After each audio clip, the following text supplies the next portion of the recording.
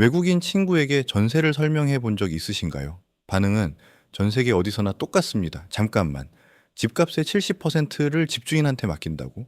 월세는 한 푼도 안 내고? 그리고 나갈 때 그 돈을 전부 돌려받는다고?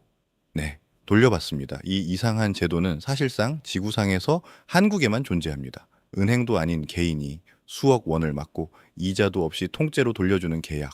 도대체 이런 제도는 왜, 어떻게 태어난 걸까요? 오늘은 교과서가 알려주지 않는 전세의 역사입니다. 전세의 흔적은 생각보다 오래전으로 거슬러 올라갑니다. 조선 후기 문서들에는 집을 담보로 돈을 맡기고 거주하는 가사전당, 형태의 거래가 등장합니다. 그리고 결정적 계기는 1876년 개항이었습니다. 항구가 열리자 사람들이 도시로 몰려들기 시작합니다.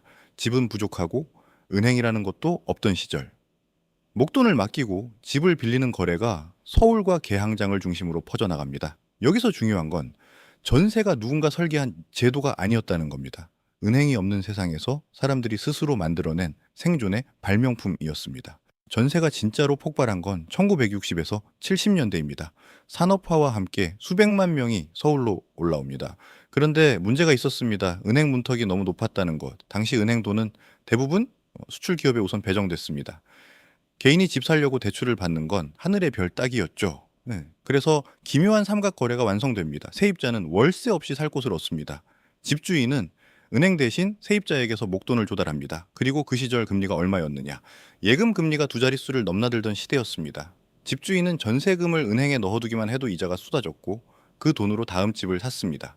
즉 전세는 집주인이 운영하는 민간 은행이었습니다. 국가가 못해준 주택 금융을 개인들이 서로에게 해준 겁니다. 모두가 이익을 보는 구조. 그래서 아무도 이 이상한 제도를 이상하다고 생각하지 않았습니다. 그런데 한국에만 있다는 말, 100% 정확하진 않습니다. 지구 반대편 볼리비아에는 안티크레티코라는 제도가 있습니다. 집값의 상당액을 맡기고 월세 없이 살다가 나갈 때 돌려받는 구조, 전세와 놀랍도록 닮았습니다. 우연일까요? 두 나라의 공통점을 보면 답이 나옵니다. 금융 시스템이 서민에게 닿지 않았고 금리는 높았고 인플레이션 속에서 부동산만이 믿을 자산이었다는 것. 결국 전세는 한국인의 특이한 취향이 아니라 특정한 경제 조건이 만들어내는 자연 발생적 시스템이라는 얘기입니다. 조건이 갖춰지면 지구 어디서든 태어날 수 있었던 제도. 다만 그 조건이 수십 년간 유지된 나라가 한국이었을 뿐입니다. 그런데 21세기 들어 이 시스템의 대전제가 무너집니다. 저금리 시대. 전세금을 은행에 넣어봐야 이자가 안 나옵니다. 그러자 집주인들은 새로운 사용법을 찾아냅니다.